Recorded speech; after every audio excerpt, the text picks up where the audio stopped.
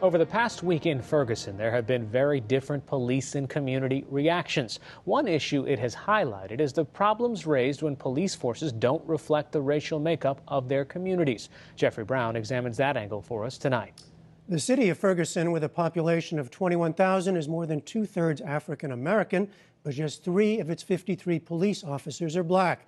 It's a factor in other communities across the country as well, and we explore the issue now with Tracy Kesey, the co-founder of the UCLA Center for Policing Equity. She's also a 25-year veteran of the Denver Police Department, and Commander Malik Aziz, chairman of the National Black Police Association. He's deputy chief of the Dallas Police Department and has 23 years experience in law enforcement. Tracy Kesey, let me start with you. And I do want to start with a question about today's news, because there's still a lot of confusion and even anger over the issue of when the officer involved in the shooting was named and the release of the video of Michael Brown. What's your reaction to that today? Well, I think there's a couple things going on here. First of all, if you want to have the trust of the community, transparency is always going to be key. And the faster you can get information out to the community is going to be helpful. I think in addition to that, you have to balance the safety of the officer at the time before we knew his name to make sure that they were safe and, he was receiving threats. But I think you have to have that balance. But I think you also have to be mindful of the community that you serve and that they really deserve to hear who's involved in what and what's going on with the investigation. Malik Aziz, is there one protocol to follow in cases like this? Do you think the information, both the name and the video, should have come out sooner? I definitely believe that the name should have been released early on. There are certain things you have to keep in mind. You want the officer to be safe. You don't want another tragedy to follow a seemingly tragedy here that what occurred in Ferguson. So there are no real policies that govern police departments across the nation, which proves to be the inadequacy of many police departments to develop a protocol for releasing names. And usually it just goes by the atmosphere that has been created. In this particular case, I think it was exacerbated by the failure to release the names and be open and transparent as they should have. Well, Tracy Kesey, to this larger issue of police forces that don't reflect their communities, how serious an issue is it, and why do you think it occurs? Well, I mean, it's always going to be a serious situation as far as diversifying organizations, because the pool of folks to choose from in communities of color are often dwindled by whatever hiring practices are put in place in other departments. And that's just a small part of it, though. When you look at what's going on in Ferguson, and I can only speak to myself and my own experience, and the concern that community members have about how they're going to be treated, concerns about what does that do to the person that comes onto a police department and they don't feel comfortable in a police department that is biased or has racist tendency. I mean, it's very hard to recruit from that perspective. And not just once you recruit them, once you retain them. And what we're seeing in Ferguson early on, you saw policy decisions, the decision to bring out heavy armory, the decision to have folks on the street. Those are policy decisions that if you don't have diversity in the ranks of command staff that can give some insight to decisions being made, oftentimes this is the result. So it's not just about, how do you recruit? You have to have a good pool to recruit from, but you also have to be honest with those folks you're recruiting, what that experience inside the organization is going to be for them, especially if there's only 2 of you or let alone 1 of you. Malik Aziz, in Ferguson, and we saw in our earlier report, Highway Patrol Captain Ron Johnson was brought in to oversee the situation. He's from the area, he's black. It seemed to have helped, at least in the short term. Is that a kind of solution that you think has promise, or what else needs to be done?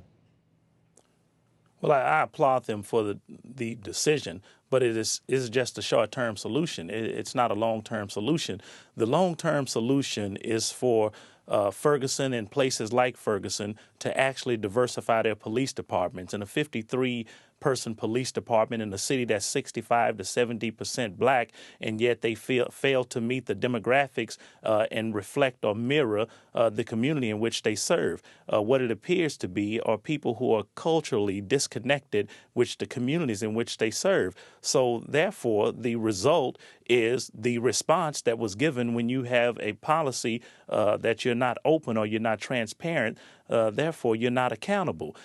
If Ferguson, Missouri wants to actually resolve some of the issues and have a viable solution, then they would look at the policies that govern or surround the admission policies that are seemingly so subjective in places like Ferguson that they would be able to pool from tough enough job recruiting, but they would be able to look into the pool of candidates who reside in that city and be able to formulate a recruitment plan to give people jobs in the neighborhoods in which they serve. And they have failed at that, and many departments fail at that. It doesn't take a rocket science to look at the numbers and demographics and come to a conclusion that it is dominated by one group, and the group that is the majority are on the opposite side of the fence. They have no vested interest or equity in the city that they serve. Well, Tracy Kesey, I know you work with police forces around the country. Are there examples where this is done better, either through recruitment or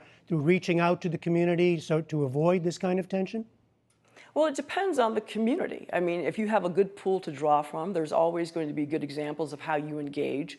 And, you know, as I stated before, if the relationship is strong and you have good trust and you have transparency, recruitment's not hard. So it really varies. I mean, in some areas you don't have that pool to choose from, so you end up bringing in outsiders, which sometimes helps and sometimes makes the situation worse, especially when you're not vested in a community, much like Captain Johnson is, because he's from that community. So is there really one good way to do it? No, there isn't really one good way to do it. What it requires, though, are command staff and hiring, you know, civil service organizations and the community to sit down and decide, you know, what one does a good officer look like and how do they serve in an honorable way and have empathy for the community in which they serve. And I think, you know, going forward, these are part of the conversations that you're going to start seeing, is what does this look like? How do we not just recruit? How do we retain? Because to me, it's not about getting them through the door.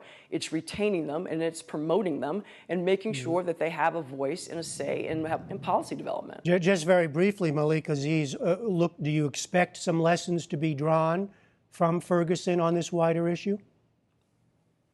Oh, yes, definitely, because I just believe that there are many Johnsons in that neighborhood waiting for an opportunity to serve that community, and they're not given chances based on subjective policies. I think the lessons that will be learned in Ferguson should be used as a microcosm around the United States and places just like it, that this is not how you respond. You respond with transparency, you respond with openness and accountability, and you enable policies that believe in community engagement and a real proactive partnership that would quell incidents like this.